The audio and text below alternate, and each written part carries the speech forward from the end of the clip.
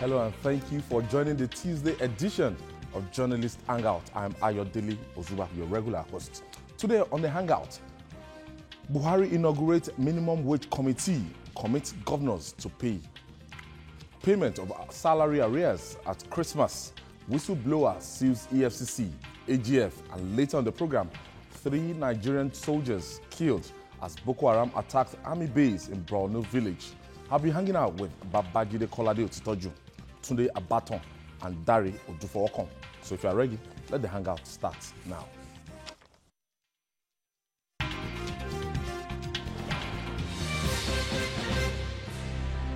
Thank you for joining us. An American writer, Colin Hightower, once said, and I quote, "A day's pay for a day's work is more than adequate when both the work and the pay are appreciated as much as they are expected." End of quote. But sadly, the life of an average Nigerian worker is one of constant struggle. He struggles to get an education, struggles to earn a living and get paid for his labor, just as he struggles to get an increase in his wages based on the ever-rising cost of living. An average worker's minimum compensation ought to be equal to the responsibilities and the demands of his work and must be enough to meet his personal and family obligation. I wish. Today, a worker in Nigeria receives 18,000 naira as a minimum wage, an amount many states across the federation, many states have been having difficulties paying since it came into effect in 2011. Cost of goods and services are constantly on the rise, and many families have since slumped into poverty. Labor unions have also been crying out for the minimum wage to increase. On Monday, President Muhammadu Buhari inaugurated a new 30-man committee to negotiate a new national minimum wage for Nigeria workers. Buhari also said that the current minimum wage instrument being used in the country has expired. Why did it take the government a long time to respond to the cries of labor unions? Babajide, with inflation telling me 15.6%, going by the last figure from the National Bureau of Statistics, and as at the time this minimum wage was promulgated in 2011, that's 18,000 naira, we had a single-digit inflation figure. So check out, from 2011 to 2017 right now, yes, we are operating on a double-digit inflation. So if we have close to like half of the states cannot pay 18,000 naira, because when you start telling me stories that you plurate it from level 1 to level, that means you're not sincere. It's meant to be going, as according to the level. So how feasible is a new national minimum wage? The new national minimum wage is inevitable because it's a constitutional matter.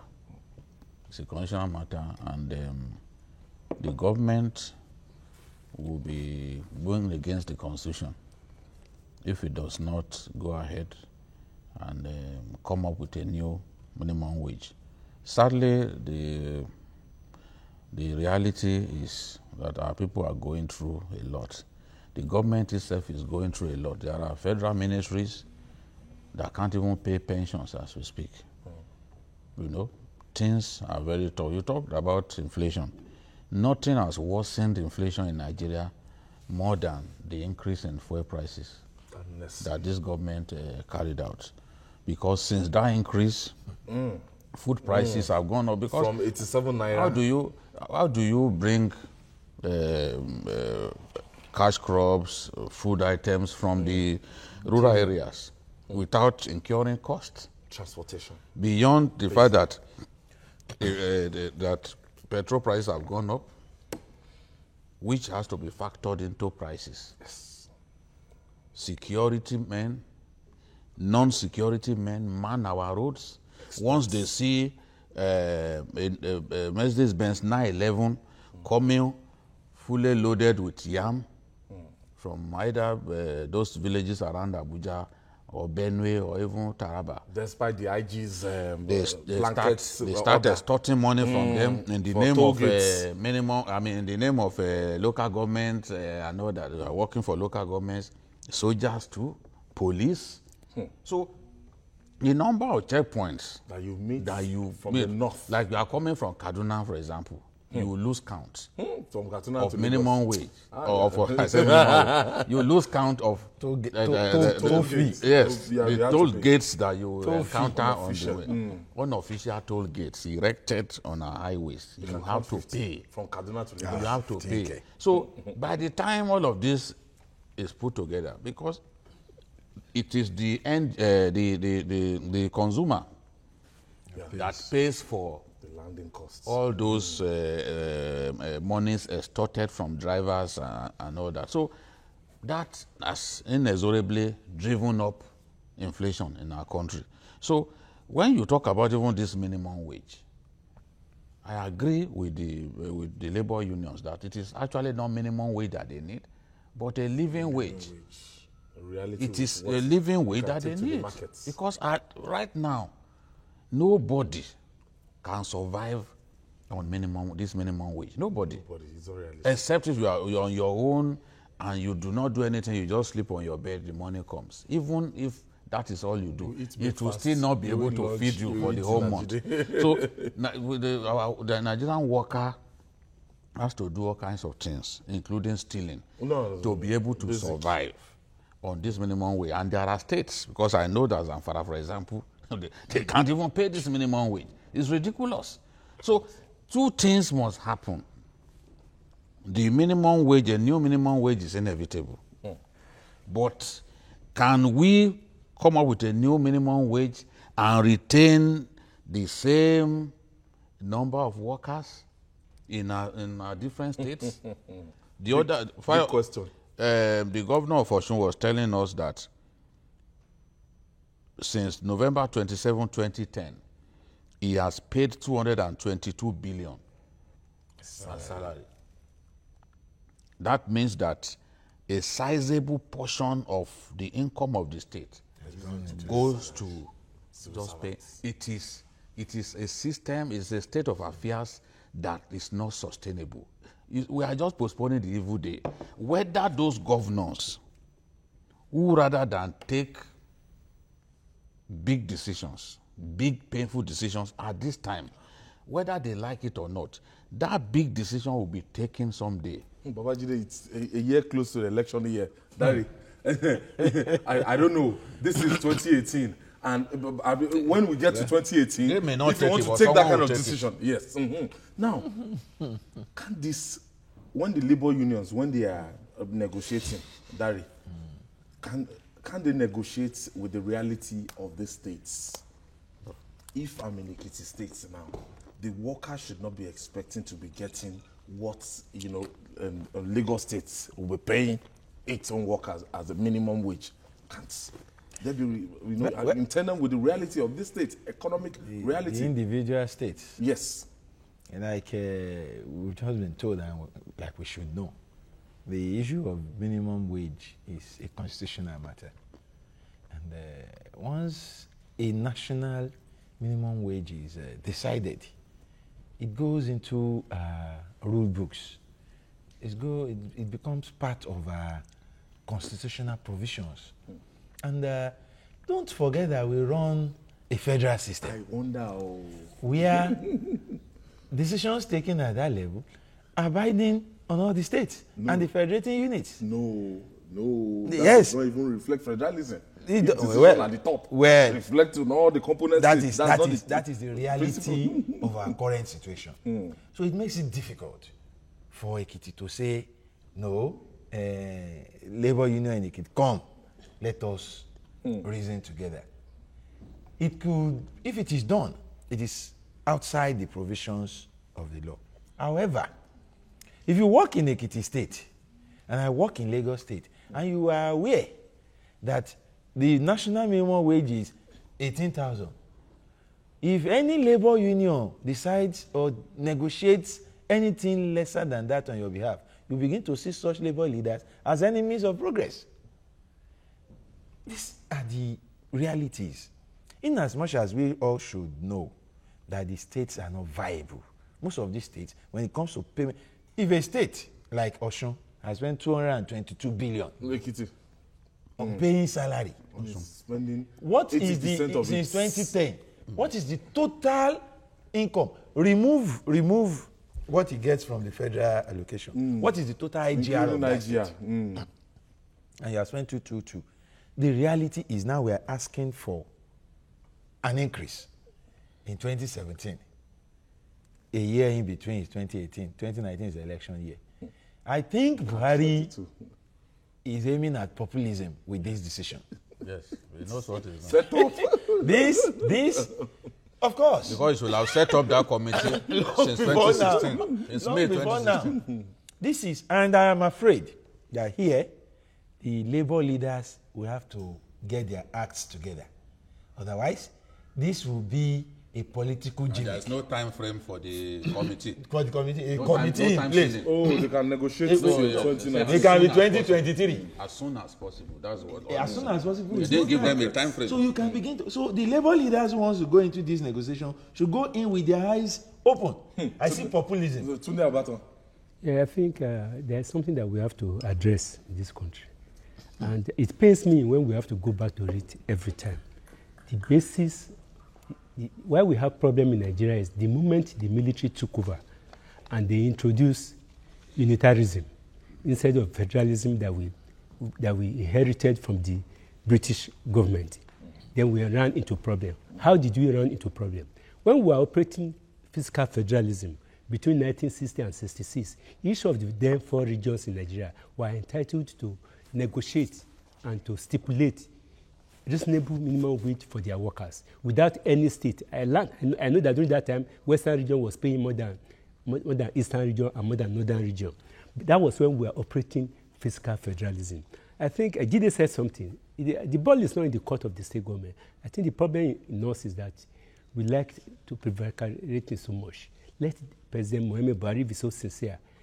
Nigeria is in a defining moment. The defining moment that we used to have a mono-product economy for the past 40 years. And we have not made any conscious effort to develop another thing. So, in other words, what we are saying is that when you have a federal government that is controlling almost 80% of the resources of Nigeria, it is only that federal government that can pay that minimum wage. And that is the confusion. So I see this thing as a recipe for confusion. Because besides Lagos, Rivers, and Kano State, and probably Ogun State, none of the remaining 32 states were able to conveniently pay the 18,000 minimum wage.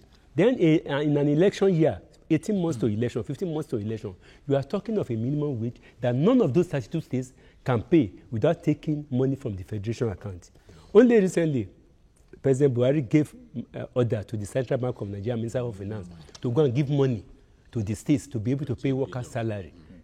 Then, for realism, we are just postponing the evil day. Let President Buhari be decisive by saying that we have to return Nigeria to a political economy. What is political economy is the way we share money. We should not be sharing money in Nigeria. We should be making money. Let the productive capacity of each of the 36 states in Nigeria be released so that they can generate appropriate income for their respective workers, not tied to, I don't believe in this national minimum, it's a minimum wage for confusion. All right, let me quickly go on this break. When we come back, we're still on this topic. It's still journalist Hangout. Stay with us, we'll be right back.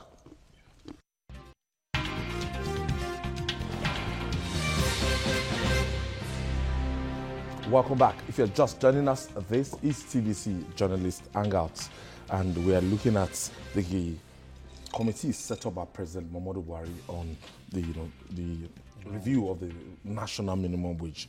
Jide, the second part of this thing was that President Buhari gave the order that these governors should get their balance of the Paris Club, whatever largest. They went to him.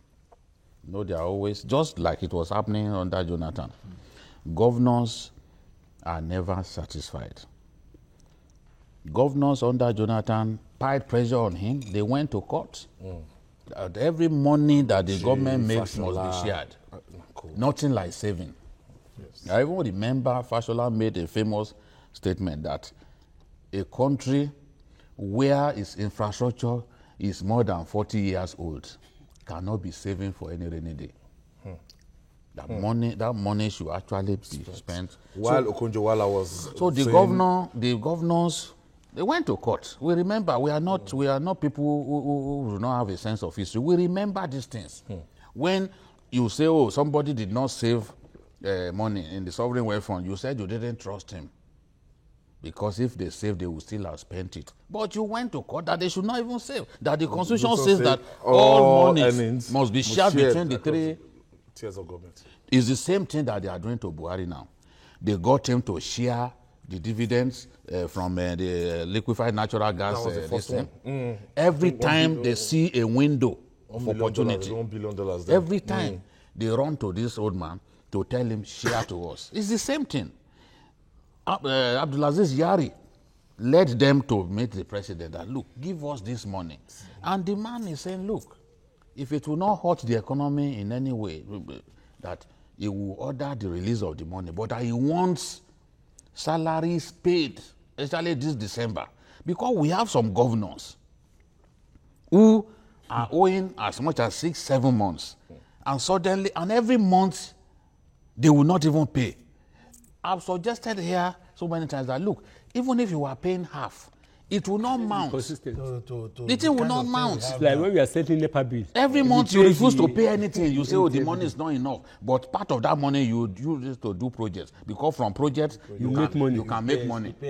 Contractors will give you kickback. And everyone knows that the kickback in Nigeria is the highest in the world. It's always been like that from way back. If you remember 1966, they were talking about 10%. 10%. Yes. Those were very generous. Even these loans, you see all those governors carrying caps up and down, asking for big loans, this and that. From the loans, once DMO facilitates loans for them, they take the loan. Part of it they use in an election year. Yeah. They can't stand before God and claim that this is a lie. That they use for infrastructure. The man is saying, please, this is not going to force them because this is a federation. But this money, I want you to pay workers this Christmas. These guys have to pay their rent. They have to pay school fees. These guys have to feed. Some of them don't have any other thing. This is what they are dependent on. So he had to beg again. The president had to beg. For me, releasing money is not the issue. This president has done a lot for these governors. Some of them, he helped them to even reschedule debts that they took. So that when they reschedule, because you know what they were doing before, irrevocable standing order. Once the money comes, they take everything. He got DMO to help them reschedule these loans so that they can have some money left to pay worker salaries and do other things. So they're going, yes, it's their money. The Paris Club, the deductions, the excess deductions belong to them, no doubt about it. But the sense of responsibility to make sure that you pay workers, even if you can't pay everything, pay workers inside this thing. Some of them, they just wait after 5 months, they say, okay, I'm paying 1 month today. That can't be right. I do not know anywhere that is done. I've visited South Africa a number of times. I know that some of the things happening in Nigeria, nobody can try it in South Africa. Here in our country, in the Ikeja Mall here, workers decided to kick against unfair policies, labor policies. And the next thing, they just brought policemen and started beating people. They chased these workers away and replaced them. In the same company. Before the people are waiting to get the job. They are not even the biggest grocery chain in South Africa. In South Africa in 2006, I was in South Africa when they tried the same thing. They took them to court. I mean, they went on strike. They did not lock anybody up. They did not intimidate anybody. You can't even try that. And at the end of the day, the wish of the workers prevailed. We have a situation in which people treat workers shabbily in our country. Governors treat workers shabbily. In the private sector, they are treated like animals. Publishers too. Workers lose their limbs. Nothing happens. Not remember that incident that happened in Ikorodu? Yeah. When they locked up workers inside the factory, locked them up and went home to sleep. Then there was a fire incident. The workers could not break the very strong burglar proofs that they put installed in the company. At the end of the day, dozens of people were burned to death. What has happened? Did you ever hear that Asian was jailed? So we treat workers like they are not there. We treat workers like they are not there. We are taking a Buhari to be begging that yes, it is not difficult for me to release this money. I can talk to the finance minister. I can talk to the CBN governor. They are here. But Christmas is coming. Pay people. I hope they listen. I have this call from Borno State. Thank you for joining us. Thank you. Good evening, sir. Good evening, Ibrahim. Thank you. My name is Samuel Ibrahim. I'm calling from Borno State. All right, go ahead with your contribution. I just want to say thank you to you people, especially Baba Jide. God bless you, sir. God bless you for me. You will live long and see your great-grandchildren. And I want you to be my father. Thank you. God bless you. Thank you. Adopt him or adopt Ibrahim. I adopt you wholeheartedly. Okay. Seconded. Bam. Ibrahim, don't worry. Come to Lagos. Thank you for calling Ibrahim. No, Dari, now when you look at what's this, let's start projecting. When they negotiate and everything, okay, realistically it can be that 18 and it can be 20,000. And I doubt for 56, have you? How much are they asking for? The labor is 56. 57,000. How many states will pay 57,000? But Gombe State has come out to say it can pay. Gombe, that's one bomb. I think one or two other governors said they can pay. However, I don't see They can't pay. Besides 3 states in Nigeria, Once you increase the minimum wage, every other staff will get a raise. That's the normal thing. According to your level, it's going to be progressive. So 57 progressive will be the least that you can pay. And they won't let you catch up with your Oga. The gap will always be there. It will stream up that way. I don't see the national minimum wage being 57 or 56,000. I think after our negotiations, something in between 40 and 50, be higher, but definitely not 20. Not 20. But the private sector are there too. I don't also forget that this will affect the private sector. The same economy let me quickly take that Umar, is ailing. Umar is calling us from Yobe State. Thank you for joining us, Umar. Okay, thank you. All right, Umar, go ahead. Okay, good evening to you guys. Good evening, Umar. Okay, I've been following your program for so long. Yeah, thank you. But this is the first time you have received my call. No, Umar, so many people at the same time trying to call. It's not our fault. And it's one line. It's just one line. Go on. Umar, are you there? Yes, I'm there. Hello. Yes. Okay, make your contribution so that at least... Okay, what I want to contribute in this program is this. Hello? Yes. Hello? Yes, Umar, you're there. Okay, what I want to contribute in this program is this. Oh, Umar, well, wrapping up now. Yeah, like I said, it is not just about us sitting down at the federal level and deciding. We should take into cognizance these states that won't be able to pay. Many of the states will not be able to pay. Okay. And that takes us to the big decision. Okay, Abato. The big decision.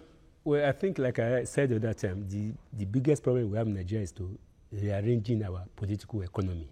If we arrange our political economy, all the states in Nigeria, if they control their resources by 50%, what is on the ground by 50%, none of them will have to go to Abuja every month to go cap in hand. But as it is now, I am telling you, No, not more than 2 states All right, can pay this thing. Babajide, your final take No on more this? than 2 states can pay this minimum wage. I even want to go back to what he was saying, that they're going to Abuja every week. You know, last week now, they quarreled now. Yes. When they laid the money on the table for them. Is the jack? All those, they said no, They that said they they are not cannot agreeing. agree. They went back to their states. Without collecting the money. Okay, the Commissioner of Finance. Yes, they say that yes. they can't explain some When they deductions get back were made. This money should have been higher than this. They got angry, and then they just left.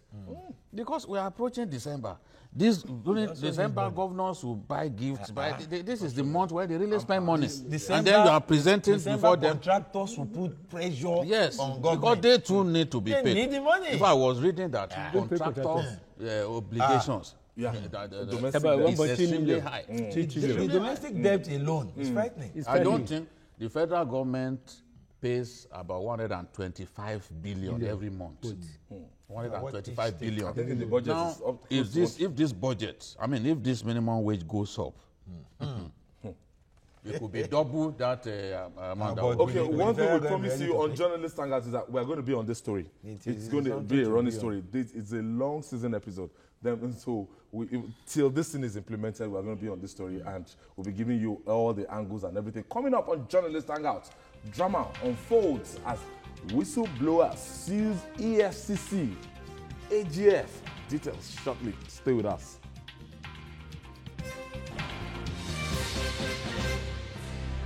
Welcome back. This is Journalist Hangout. When the federal government instituted its whistleblowing policy to recover looted funds, some Nigerians might have thought of it as a get-rich scheme. In April, the Economic and Financial Crimes Commission, EFCC, busted a 4-bedroom apartment at Osborne Towers in Ikoyi and recovered huge sums of money totaling 13 billion naira. Today, those who provided the information that led to the discovery are crying foul over unpaid compensation. On one hand, a whistleblower has filed a suit against the EFCC and the Attorney General of the Federation demanding the payment of his fee. He wants to be included alongside others as a beneficiary of between 2.5 to 5% of the monetary entitlements. Meanwhile, another whistleblower has complained of being shortchanged by the commission. But earlier this month, acting chairman of the EFCC, Ibrahim Mustafa Magu, said the whistleblower had been officially compensated and was a millionaire courtesy of the policy. A claim denied. Why is the process of compensation, compensating whistleblowing confusion, and so difficult and cumbersome? Gentlemen, Tune, I don't know. Well, I think we just have to look at it from this particular premise. Before, when the whistleblowing policy was initiated by the government, there has to be some guidelines in which you decide to say the FCC, who really was the whistleblower, who actually blew the whistle. If the EFCC is unable to determine or to decide who actually blew the whistle, then their inability to pay on time or to compensate the identified whistleblower on time has now led to a multiplication of whistleblowers, now jostling for the attention of the government. Looking at the amount of money involved, according to the figure, 650 million is supposed to be the 5% of the 1.3 billion that the federal government got from that particular thing. The question now is, this is totally it's supposed to be 650 million naira, 5% of the money that was made from that particular thing. Now, the EFCC is unable to come out. That thing has now led to a multiplication of whistleblowers. Then unfortunately, this thing is supposed to be a security issue. We are not supposed to know the identity of the person who blew the whistle. But now it has also jeopardized the security interests of the country. It has jeopardized the security system of the EFCC. It is only in Nigeria that you live in the same apartment building and you know who is the security operative. It's not supposed to be so. The moment you unveil the security operative, the cover and the security, then there's no security again.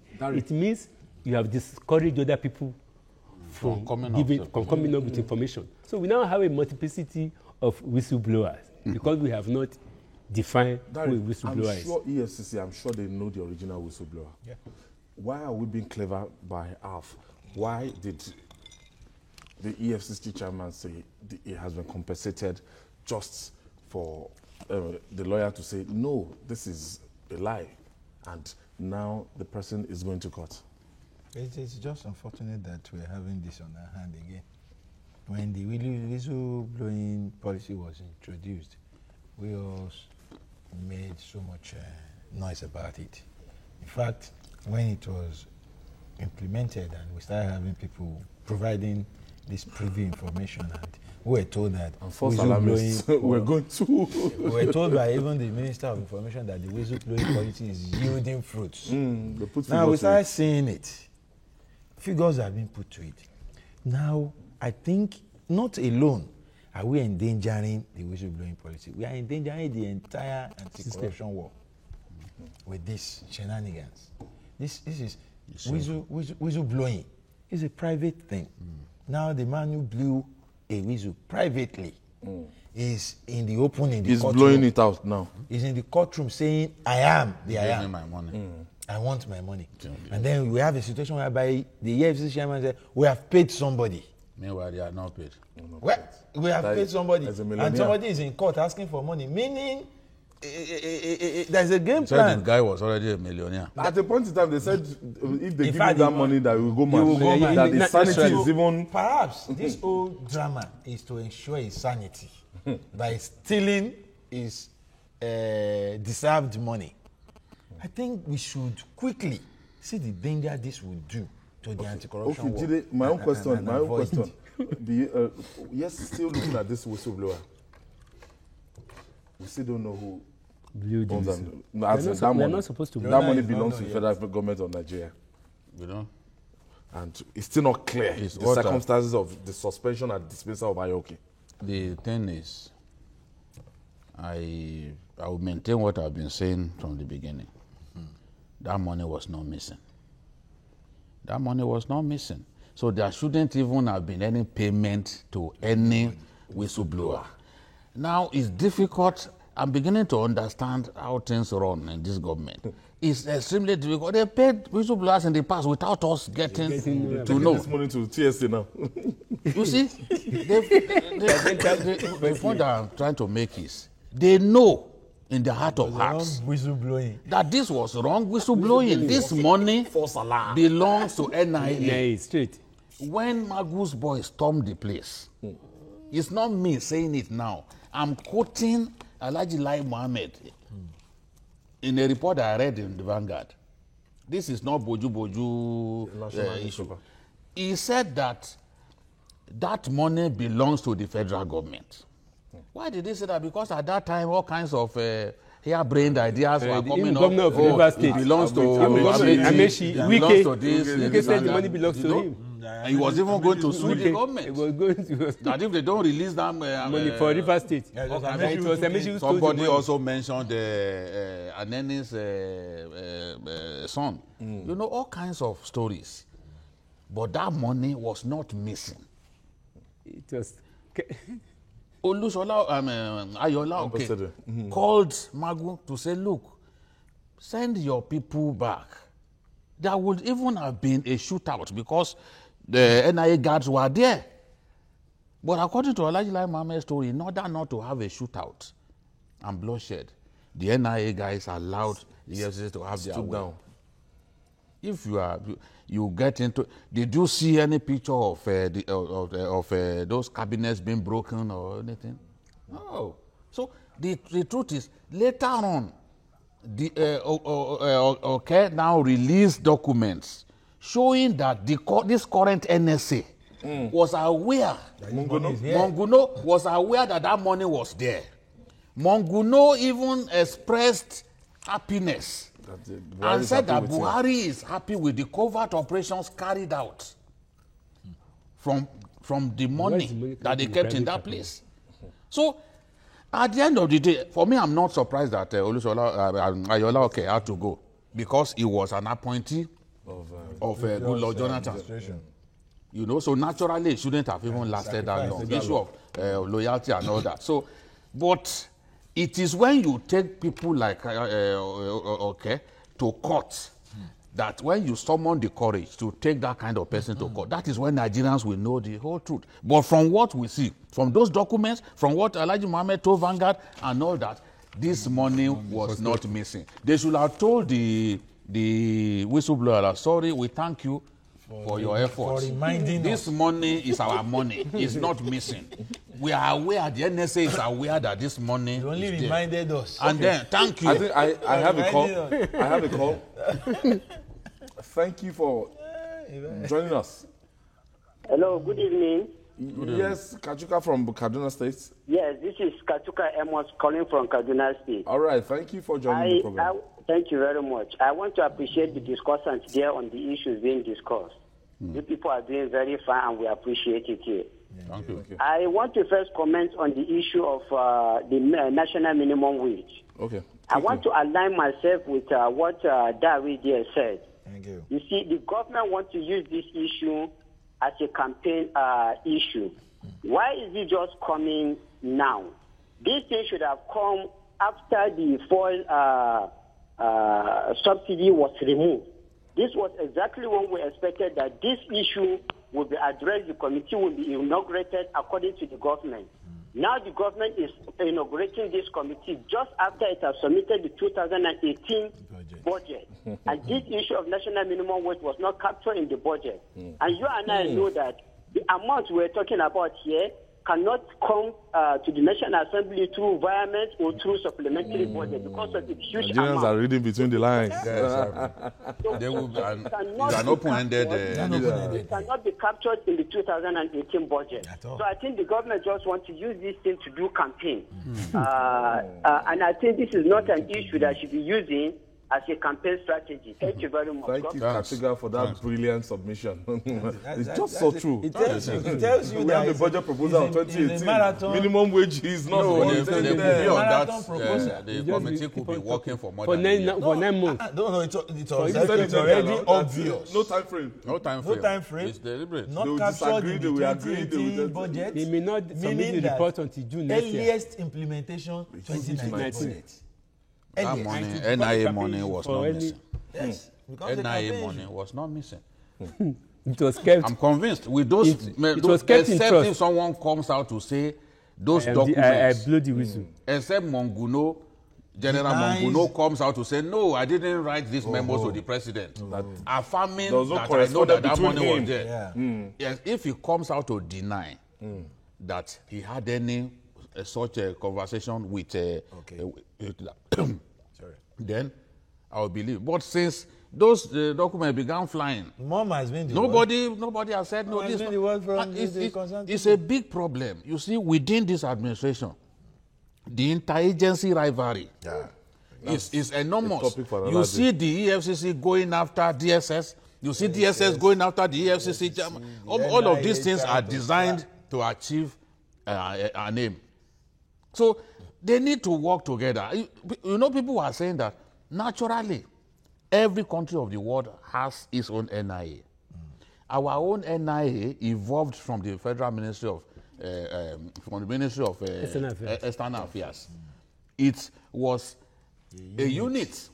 It was a research unit, and the first person to head it was Sanusi's father, the Emir of Kano. Now they now use them as a kind of intelligence unit. With interest in international. What the CIA affairs. does. Yes. Yes. What So, the KGB of yes. this world. Now you cannot, as an agency within the same government, be fighting another agency. Once this man called you to say, look, this is our money. At that point, there should have been nothing like breaking or something. The president should have been alerted at that point. But you know. Lawrence is calling us from Ogun State. Thank you for joining us, Lawrence. Yeah, good afternoon, sir. Good afternoon. Good afternoon. Good afternoon. Yeah, I greet all of you, sir. Thank you, Lawrence. Yeah, my first comment is about the minimum wage. Where is the position of true federalism? The federal government will make a minimum wage and force it on the states. I think when it suits us, we talk about true federalism. That's number one. Number two, on the issue of the whistleblower on NIA, what can help the society for you journalists to get the report of the vice president that recommended Ayoke to be sacked so that we can know the true picture of what happened. If we don't have that report, are we saying what the vice president and other committee did is wrong? Or what is the fact behind it? So that when we actually know what's wrong, who owed that money? Everybody knows that money is federal government money. But the place the money was got is a private property. That is my comment. Yes. Wow. I think that's an issue too. Thank you. So we really don't have. It's not government money in government house like back in wrapping up on this now. Well, I think, like he said, there should be harmony between the all organs of government in Nigeria, because it will appear as if there is no harmony, we are a laughing stock to the world. If the NIA cannot embark on covert operation with the support of the DSS and the SSS, then the country's security is seriously undermined, and we will be a laughing stock of the whole world. I think we have to see that area. All right, moving on now.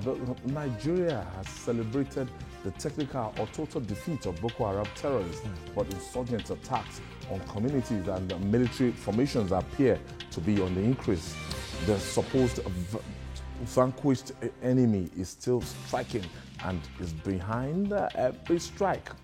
Each one takes the life of innocent Nigerians and gallant soldiers fighting the war. Sadly, 3 soldiers were killed and 6 more were seriously injured in a battle with Boko Haram members last weekend. The insurgents invaded an army base and Mogumeri community in Borno State. Jide, when we start having these people gathering the liver or the strengths and the mind to go to attack army base, not soft target this time around, that means their activities is on the increase, and they are still very, very dangerous. I was reading what the Chief of Army Staff said to Major Generals who had just been promoted today, and the Chief of Army Staff was asking for support, in terms of intelligence, and he was saying that, look, the Air Force has to be present in all parts of the Northeast. So because as it is now, the Army cannot do this job alone. No doubt about it. So he's saying now that the Air Force has to be present in all parts. And this season is not the season that the Air Force enjoys working, because the weather is usually bad in that part of the country. The Harmattan has come. Actually, let me quickly just pause you there and just take this breather. When we come back, we're still on this story. Please stay with us.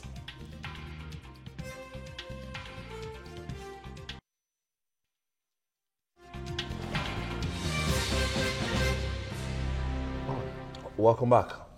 So, looking at this situation now, Babajide, let me allow you to land. And no, it was the Chief of Army Staff was calling for support and saying that the army needs that support to achieve total defeat of the enemy. I think it has reached the point now that we can no longer deceive ourselves that the enemy has been defeated. Just yesterday, they stormed some parts of Bama local government and rescued people who were held captive. What had been said all along is the Nigerian army will control local government headquarters, but these boys will be holding on to some villages here and there and be holding people captive in those villages. So yesterday, in Bama local government, they engaged these guys and then rescued some people who were, I think in about 7 villages, rescued people who were in their custody, who were held their custody. So it makes no sense to continue to say there's no Nigerian territory in their hands. It makes no sense, because that is not the truth. People have come out, and every time we rescue people in their custody, it means that they were holding on to that territory where they kept people. So we need to face the business of destroying these guys, and it is a tough one, no doubt about it. So it is a tough one. We lost the opportunity to exterminate them from the beginning. Now, those guys, with the foreign funding that they are getting, they are showing us that, look, they've not been defeated. Look at what happened in Egypt, where more than 300 people were killed in a mosque. And before then, there had been a kind of lull. Terrorists are dangerous people. They are not to be taken lightly. So when you say you have defeated them, that you have technically defeated them, you see them, they wait. And I'm worried about the distance of some of these communities. These 30 kilometers to the state capital. And they will come. What they did to the army, they engaged the army. The people were guiding the town. And they now came into the town through another end. And those who came in, kept them like busy, a two-pronged attack. Those who came in through the other end were busy setting houses ablaze. And they held our soldiers down at the other end. And the fight lasted up to 3 hours. You can't fight this kind of enemy for 3 hours. And you are telling me that, it's only soft targets alone that they can go after. No, they still retain their capacity to inflict damage militarily. I've been saying it, and this is what is happening. This is what is happening. And they are very active in the last 3 weeks. They've been very active. So we need to do something about this. Larry, definitely. With what you're seeing and every day, it's no longer, it doesn't even make headlines on the pages of newspaper again. You just talk it inside and you see. And that's one of the problems. The fact that we are all giving this impression that Boko Haram is done and dusted, whereas it's not. You see, it is understandable when soldiers die on the war front. But when soldiers are attacked by Boko Haram in their own base and killed, even if it's just a soldier, it is embarrassing. These are signals that we are yet to really defeat these terrorists. And like you said, terrorists are funny characters. When you cut their wings so badly, they go down, hide, take time to recoup. And when they do, they come launching back. And the period when they are hibernating, this is the period they spend, recruiting fresh volunteers. Let me quickly pick Jonathan's call. Jonathan is calling us from Kaduna. I'll be right back, Dari. Thank you for hanging out with us, Jonathan. All right, good evening. I want to contribute that about those soldiers things. Just go ahead, Jonathan. That is a disgrace to Nigerian soldiers. That's number one. And about the minimum wage, why would they even put a minimum wage after they must have present the budget? Who will pay the minimum wage? Where are they going to get that money? And secondly, about the Kaduna State government, you people are hearing what the Kaduna State governor is doing. We are not working, and he is trying to disengage our parents from giving us that food. So we don't know where he is taking. He is trying to take us to. Did he want us to go back stealing, or did he want us to go back to the street and start begging? I don't know. Maybe Jonathan is part of the 21,000 teachers. All right, Daria, as you're running off. Essentially, to round up on the issue of Boko Haram, I think it is high time we make Boko Haram itself unattractive to people. If we are dealing decisively with these people, less persons will volunteer to join them. I think we need to.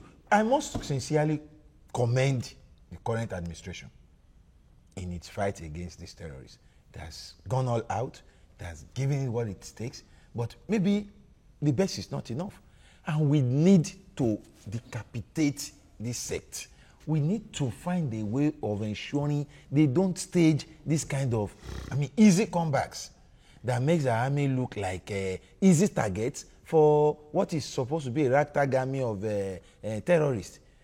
If we allow this drag into the new year again, if these people find enough time to regroup across the country, now it seems that they are catered to a particular side of the northeast.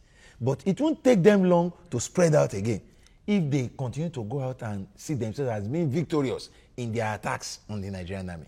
So we need to move in more men, more resources, go for an all-out war on Boko Haram. Tony, yes. Well, I think there are two issues. Number one, it's unfortunate that over the years, Nigeria, we have failed to maintain a very good security when it concerns our borders.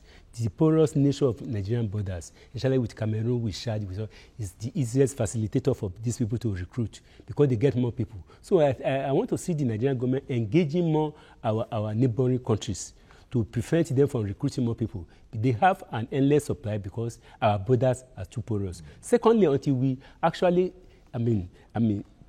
track the issue of the source of funding, material and financial. If we can tap the source of funding, material and financial, I think we'll be able to decapacitate them. But in an era where we are moving towards politics and more young people are jobless and they are easily attracted, indoctrinated by doctrine that is not existing, you will get more recruits to join Boko Haram. So let's government do as much as possible to empower all the neighboring state governments and ensure that the source of financing, both foreign and local, is tapped. By the time we reduce the source of financing, we can decapacitate Boko Haram. And look at our border. Our borders are too porous. Jide, your final take on this? I think that we just continue to encourage the army to go all out for these guys. It's not an easy war, no doubt about it. When Goodluck Jonathan said terrorism is an international phenomenon, that our own turn has come, what he was trying to say is, once this thing comes, we just have to face it. America has not been able to defeat terrorism all this year, so it's not an easy war to win. The Egyptian army and the Algerian army, I rate them as the best in Africa. But you can see what terrorists are doing to Egypt. Even though the man who is the president is a soldier. You know, so it's not easy. We just want to encourage our guys to give their best, and they should continue to motivate them, pay their allowances as when due, so that they can give their best. Thank you so much. Tunde Abaton, I want to thank you for coming on today's show. And Dari Udufokon, thank you so much from the Nation newspaper. And I would do this together with Babajide Ositoju every other day. And that's where we touch down today's edition of Journalist Hangout. Join us tomorrow for another interesting episode of the program. You can watch the repeats tonight on all our platforms, as you can see on display. You can also watch Journalist Hangout showing on the screen, and you can watch it on YouTube. That's youtube.com/TVC News Nigeria. Our feedback channel is Journalist Hangout at tvcnews.tv. I'm Ayodele Uzubakun. Bye for now, and God bless Nigeria.